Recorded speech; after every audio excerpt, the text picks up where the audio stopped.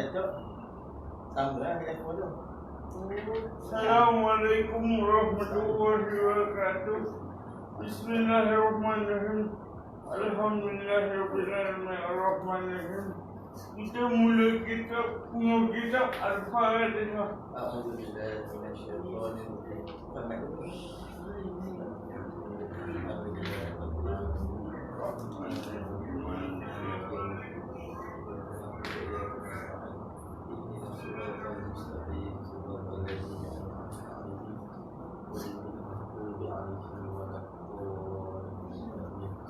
Alhamdulillah, hari ini saya berpeluang untuk bertemu ramah dan sembang santai bersama Ustazah Hidayah dan Ustaz Muhammad Amin. Tak ada Muhammad lah. Amin ni je tak ada Muhammad. Ustaz Amin ni Imam rakyat Surau Al-Kausar dan Ustazah Hidayah adalah salah seorang tenaga pengajar di Surau Al-Kausar. Sebelum saya melanjutkan pembincangan hari ini, saya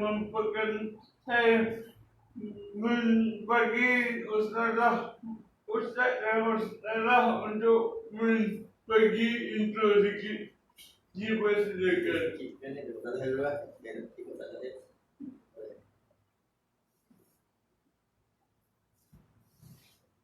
Assalamualaikum warahmatullahi wabarakatuh. Alhamdulillah, terima kasih kepada saudara Tuan Heng atas untuk kita ada di panel di sini. Tajuk ini tak lah. Itulah tajuk, tak tahu tajuk lagi, saya kata tajuk lagi. Kan tak sebut lagi tadi. Saya tak sebut lagi, tak apa. Tak apa. Buat santai. Jadi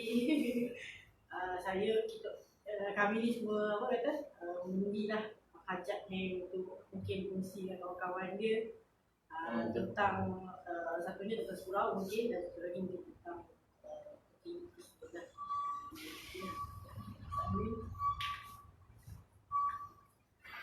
Bismillahirrahmanirrahim. Assalamualaikum warahmatullahi wabarakatuh. Yang dihormati yang berusaha saudara Ibrahim dan juga Ustazah Hidayah.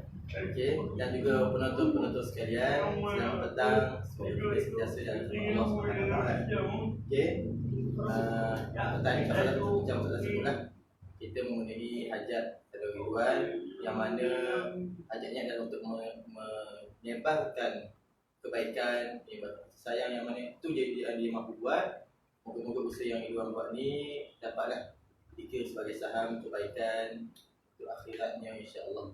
InsyaAllah selamat berkongsi, selamat mendengar apa yang akan kita kongsikan pada kita insyaAllah. Okay, saya kembalikan kepada saudara Ridwan. Terima kasih kepada dua bina ni. Dan saya hari ini kita membincangkan OKU dalam Islam, dalam Al-Quran. Iaitu kita bertemu ramah dengan Ustaz Fuad Abdul Rahim dan Akai Samsul, Angah Samsul. Sekarang ni pula kita bertemu ramah Ustazah Hidayah dan Ustaz Amin sebagai panel saya. Sekarang ni kita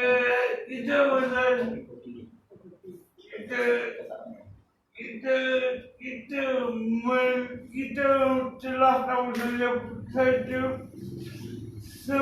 sedikit tentang surah ayat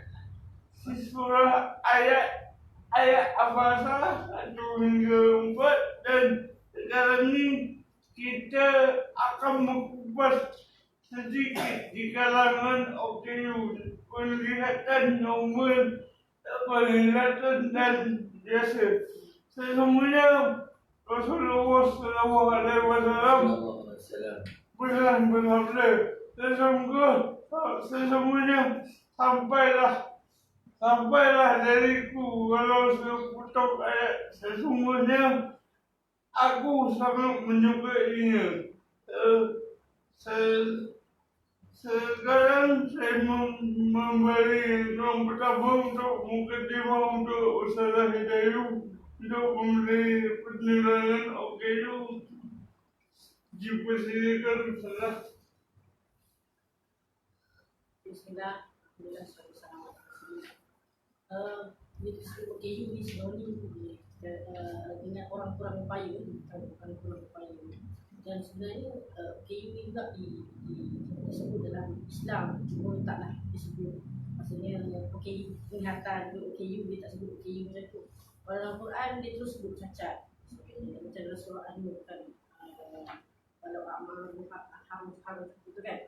Jadi tak sebut pun OKU penglihatan ke OKU dia memanglah disebut dah dalam Quran, memang ada dalam Quran. Kalau kita tengok OKU ni diangkat dalam Islam. Dalam Islam ni pun mengangkat golongan OKU. Kalau kita tengok sejarah Abdullah ibnu Umar tu, kalau kita baca buku sirah-sirah Nabi SAW yang contohnya buku Rahim Maktum ni, setiap peperangan bila umat Islam keluar untuk berperang, Nabi Muhammad SAW dia menunjuk kepada Abdullah ibnu Umar tu menjadi imam. Jadi sebenarnya itulah yang sepatutnya diangkat oleh masyarakat pada hari ini, termasuklah pemerintah yang sepatutnya mengangkat OKU itu seperti mana Rasulullah SAW mengangkat golongan OKU. Kerana apa? Sebab OKU ni adalah, walaupun dikatakan sebagai OKU, tapi sebenarnya dia adalah ciptaan Allah yang paling baik. Macam disebutkan dalam surah At-Tin ya. Ayat 4, 88 al-insan fi ahsani taqwim. Sesungguhnya kami menciptakan manusia tu dengan sebaik-baik kejadian. Walaupun macam mana kejadian pun sebenarnya itu sebaik-baik kejadian walaupun dia OKU. Dan bila Allah takdirkan, Allah SWT takdirkan seseorang manusia tu menjadi OKU, sebenarnya Allah SWT tahu potensi OKU itu sendiri. Dan sepatutnya inilah yang seharusnya disedari oleh masyarakat.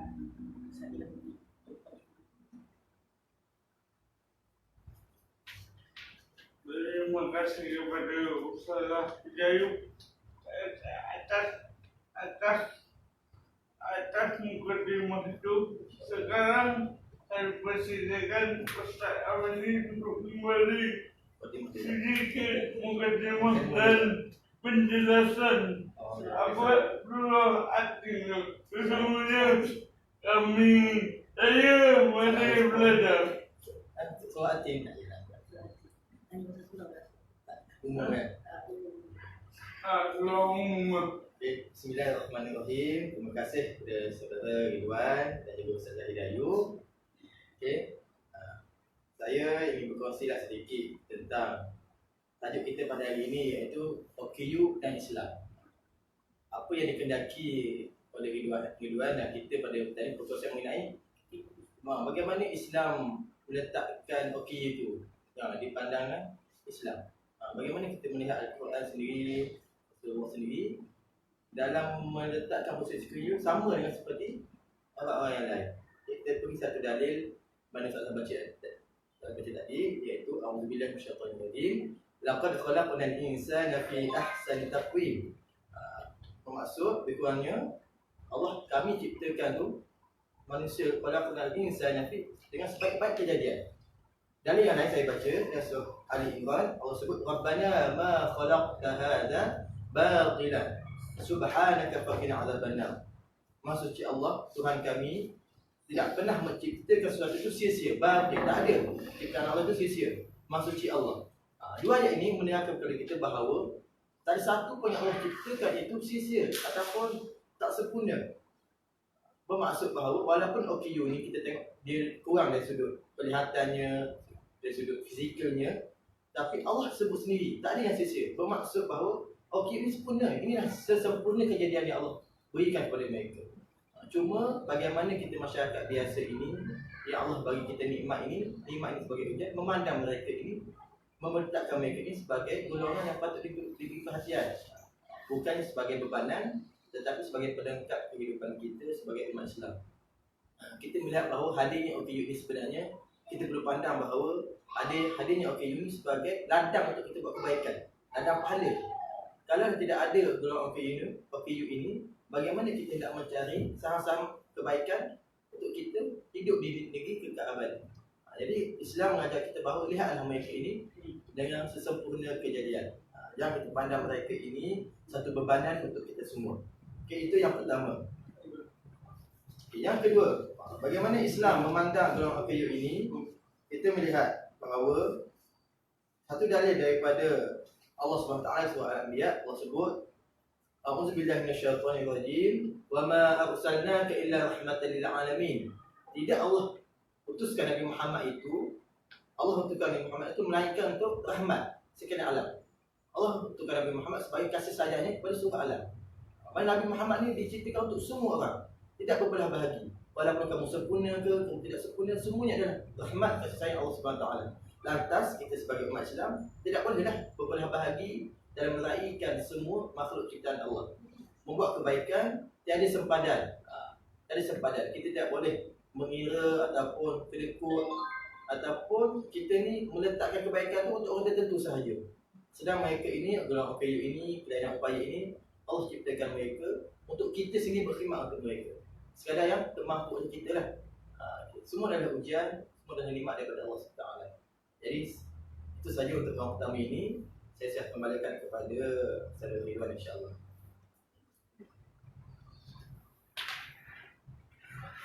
Alhamdulillah, kursinya pertama kita telah tengok mukadimah selesai dari Ustaz Aminin yang begitu dalam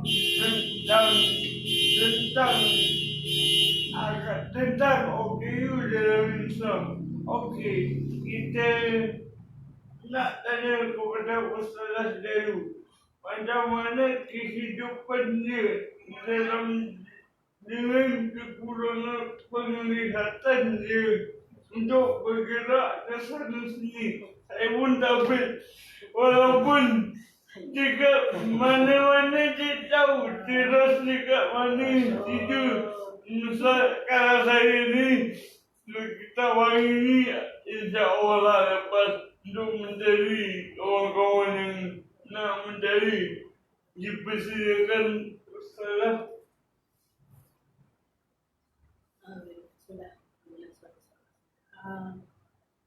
Soalan pergerakan saya, sebenarnya saya nak beritahu kepada semua orang, saya ni penglihatan saya bukanlah gelap terus kan. Dia ada had juga penglihatan saya ni. Maksudnya kalau macam cahaya lampu saya nampak lah. Cuma yang saya tak boleh nampak tu warna dan juga objek-objek yang kecil. Contohnya kalau orang ke kan, orang ni macam contohnya macam hair sendiri kan. Saya tahu lah.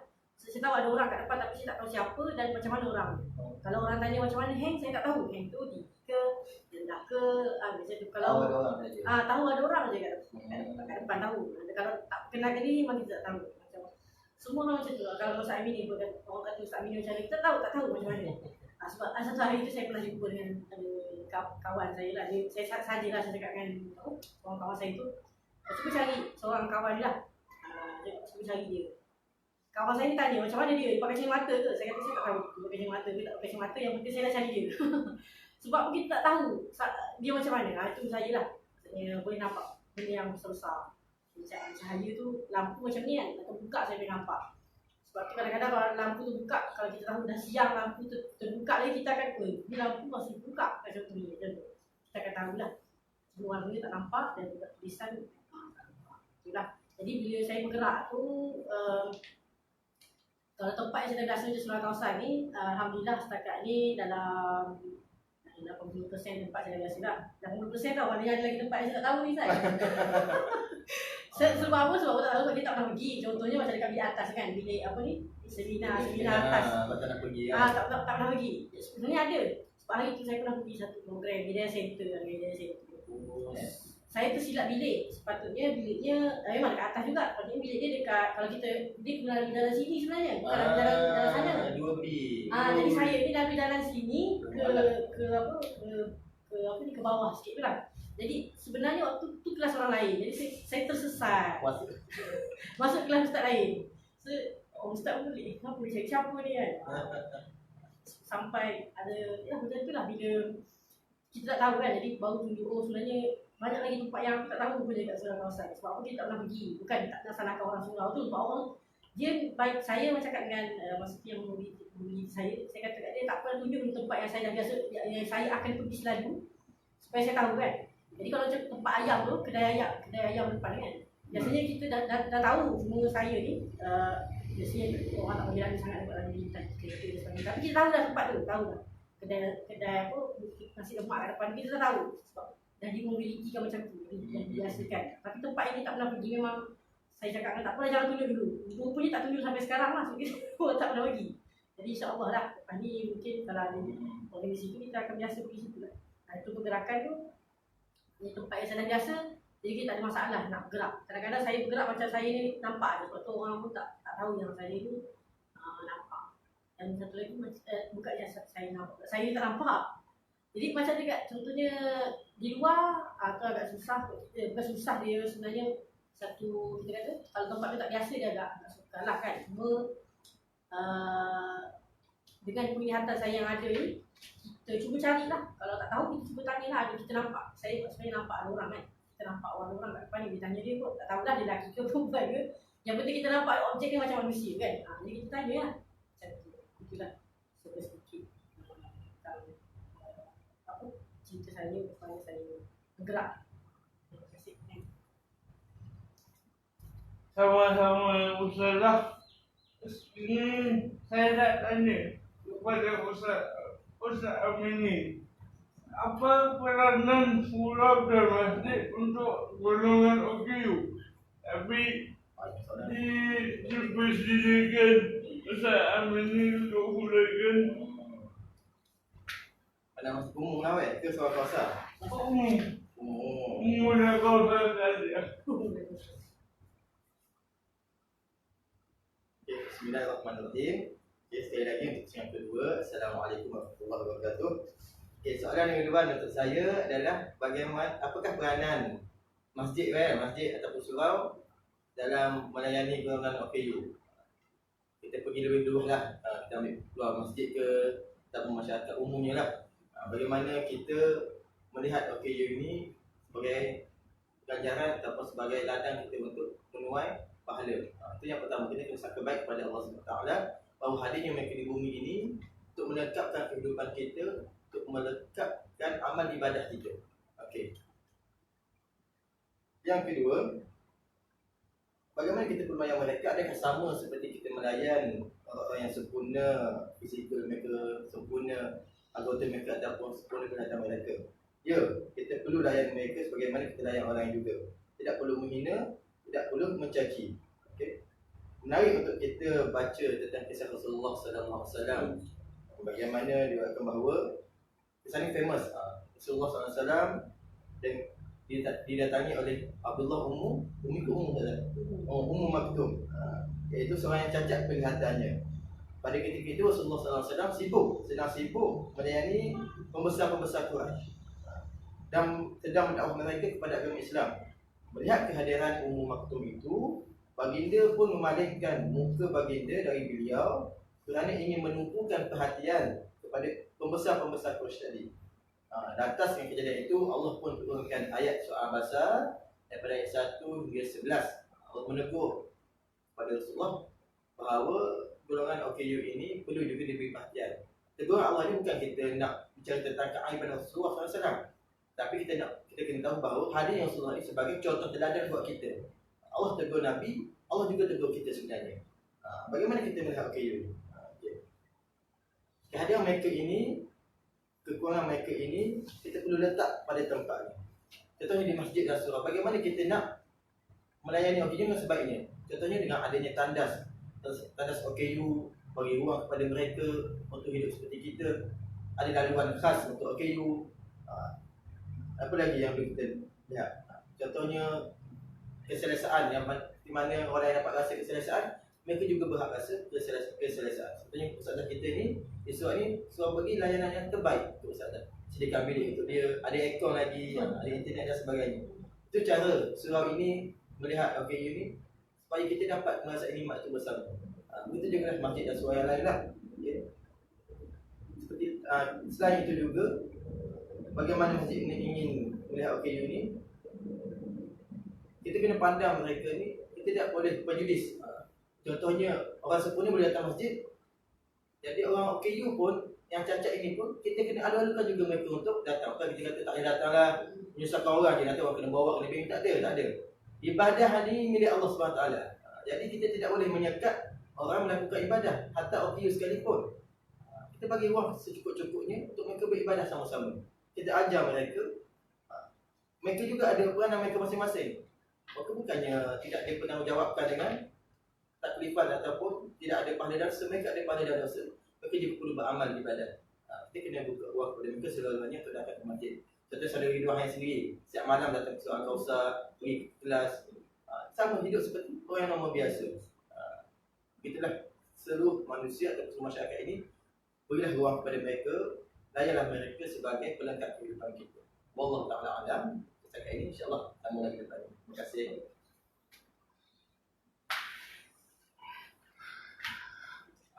Alhamdulillah, pusingan kedua telah selesai. Kini pusingan terakhir. Kesimpulan. Kesimpulan yang ini kesimpulan bagi tajuk OKU dalam Islam ni, kesimpulannya semua makhluk di atas muka bumi bergerak makhluk mengenal manusia beriman kepada Allah SWT, melafazkan syahadah asyhadu an la ilaha illallah asyhadu anna Muhammadar Rasulullah, mesti patuh dari apa yang Allah telah suruh. Sekarang bagi kesimpulan kepada Ustazah Hidayu untuk sedikit kesimpulan. Tilawah sikit lah. Tilawah dulu. Tahu Quran ni. Tahu Quran ni tu. Boleh tafsir lah. Tafsir. Dia dah senang. Tak ada belah ingat ni kan, tak buat Quran juga tu. Ya. Apa ni? Kesimpulan saya pertama macam tak sebenarnya masyarakat perlu cara dengan keberadaan setiap lapisan, tak kisah sama ada dia siapa pun dia, miskin ke, dan sebab setiap yang Allah jadikan ni berpasangan, sebenarnya miskin, kaya, ada miskin, ada macam atas mesti ada bawah kan, kanan mesti ada kiri. Jadi orang yang OKU mestinya ada orang yang bukan OKU lah, maksudnya orang yang normal, orang yang sempurna. Itu sebab apa? Sebab itu adalah memang ciptaan Allah begitu. Sebab apa? Dia nak melengkapkan. Kalau ada atas dia tak ada bawah, dia macam mana kita nak macam mana kita nak ada meja macam ni kan. So atas dia tak sampai lah yang bawah, tapi kita tak boleh tengok yang bawah lah kalau ada atas saja kan. Jadi kalau ada kanan je, kita tak boleh tengok lah kiri kita apa yang. Jadi itulah apa yang Allah ciptakan tu memang cukup lengkap untuk kita semua manusia, dan kita sebagai manusia ni kita saling melengkapi. Dan akhirnya saya ucapkan terima kasih kepada mungkin saya boleh kredit juga kepada surau Al-Kausar, kita buat kat Al-Kausar. Jadi terima kasih kepada pihak surau Al-Kausar yang sentiasa memberikan yang terbaik untuk, bukan sahaja untuk saya, tapi kalau ada pun rakan-rakan OKU lain, saya pasti dan saya yakin pihak surau Al-Kausar dah tahu apa ni macam mana, ataupun dah tahu bagaimana cara, sebab kita dah ada pun ruang-ruang untuk OKU, dan mudah-mudahan dapat dijadikan contoh kepada surau-surau yang lain dan tempat-tempat yang lain. Sebab kita kalau saya nak awalkan sikit untuk kita punya persatuan Pertis dan juga OKU dan Mulangat mungkin sedang menggerakkan masyarakat, memberi kesedaran kepada masyarakat mengenai golongan OKU. Seperti sendiri contohnya, kita sedang merangka satu gagasan, iaitu gagasan OKU Muqarrabun. Kita nak ajak, pertama kita nak ajak OKU itu sendiri untuk dekat dengan agama. Dan kita nak supaya OKU ni dididik dengan didikan agama, supaya tak berlakunya kita kata dakyah-dakyah daripada kaum lain. Kalau saya nak, boleh saya cerita sikit lah Kalau saya pernah pergi satu kursus dengan Jakim, contohlah dengan Jakim, ada seorang panel ni, dia cerita tentang bagaimana orang yang bukan Islam mendakyahkan golongan OKU supaya sampaikan mereka ni maksudnya keluar daripada agama Islam. Saya takut juga nak cerita ni sebab sensitif, tapi itulah maksudnya. Kadang-kadang kita kena akui juga bahawa kadang agama lain ni lebih kita kata lebih bergerak daripada kita sendiri. Itulah cabaran dan ujian yang dihadapi oleh umat Islam pada hari ini. Sebab tu Perti sendiri memang sedang merangka sekarang ni untuk menjadikan OKU itu dekat dengan agama, dan caranya adalah dengan kita sekarang ni sedang cari jelajah masjid-masjid dan surau untuk menerima golongan OKU datang ke tempat mereka. Masjid-masjid dan surau. Kalau di sini di Surau Al-Kausar ni kita dah tak payah susah, maknanya kita dah ada, maksudnya dah ada platform ni di Surau Al-Kausar.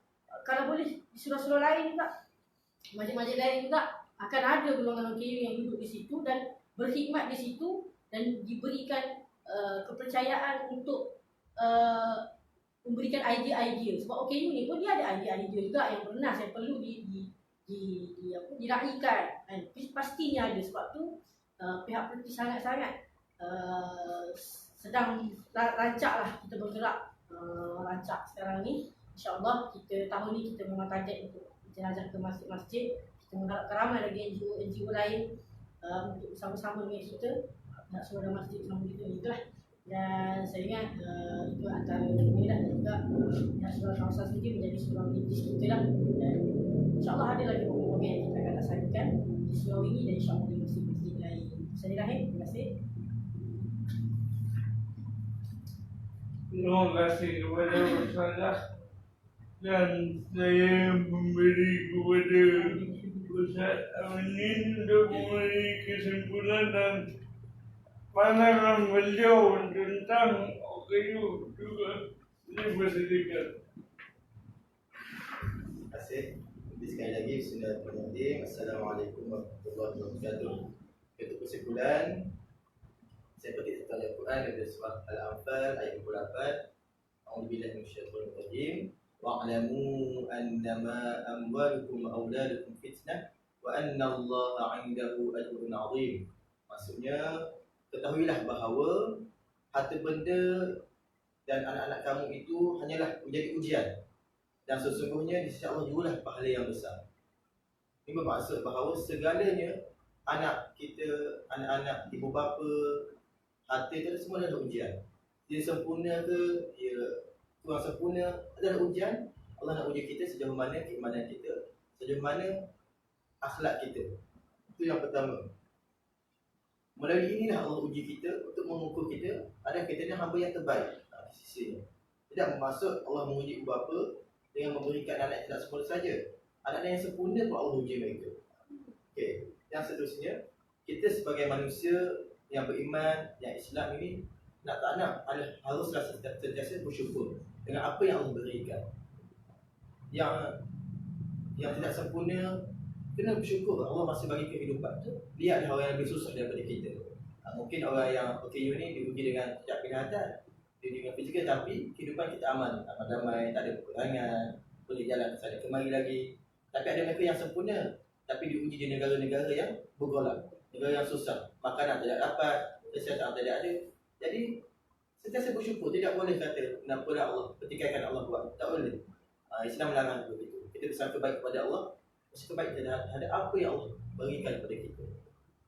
Kita pupuk rasa syukur pada diri kita dengan segala nikmat yang Allah telah kurniakan kepada kita. Di mana sih Allah sebut dalam Quran, A'udzubillahi minasyaitonir rajim, wa id ta'adzana rabbukum la in syakartum la azidannakum wa la in kafartum inna 'adzabi lasyadid. Maksudnya, dan ingatlah ketika Tuhan kamu memberitahu, demi sesungguhnya jika kamu bersyukur, nescaya Allah akan tambah nikmat kepada kamu. Dan yang sesungguhnya jika kamu kufur, ingkar, sesungguhnya azab Allah itu amatlah keras.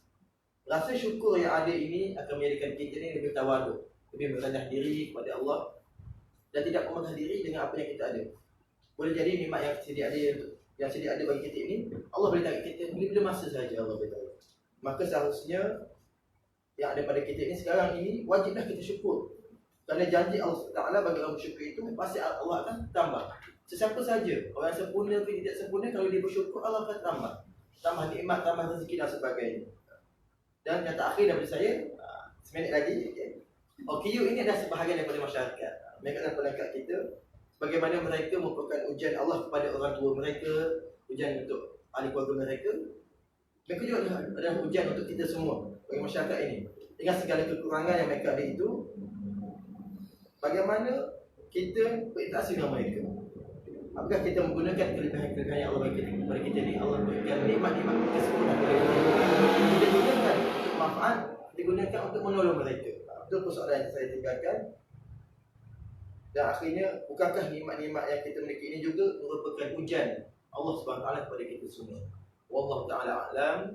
Semoga ada kebaikan pada kita pada petang ini. InsyaAllah di petang Jumaat yang penuh berkah ini. Semoga saudara Wihang jumpa lagi lah.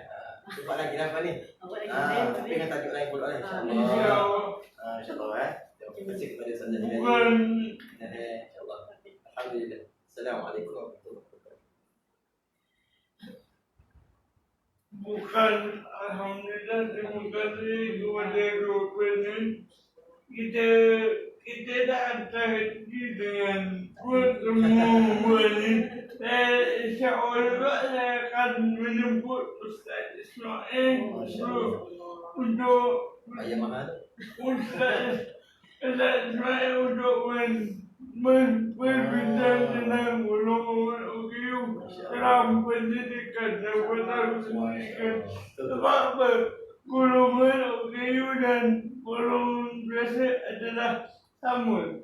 Sesungguhnya Allah menciptakan manusia ini untuk menjadi hamba. Sebelum saya mengakhiri video ini, saya menjemput Ustaz untuk mengalankan surah Al-Quran di Ayatul Kursi. Oh, saya tak dapat dia. Betul.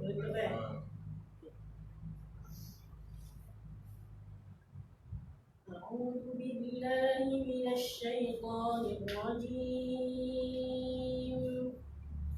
الله لا إله إلا هو الحي القيوم لا تأخذه سنة ولا نوم له ما في السماوات وما في الأرض من ذا الذي يشفع عنده إلا بإذنه يعلم ما بين أيديهم وما خلفهم ولا يحيطون بشيء من علمه إلا بما شاء وسع كرسيه السماوات والأرض ولا يؤوده حفظهما وهو العلي العظيم. صدق الله العظيم. Terima kasih kepada Ustaz Dayu.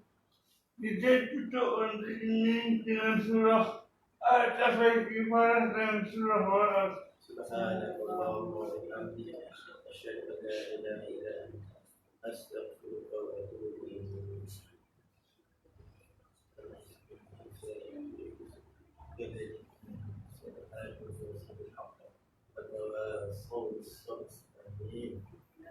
Sekian kali ini insya-Allah akan berulang lagi temuan saya dengan Al-Fatih Ustaz Fuad bin Abdul Rahim. Sekian saja. Assalamualaikum warahmatullahi wabarakatuh. Waalaikumsalam warahmatullahi wabarakatuh. Okey lah. Okay lah.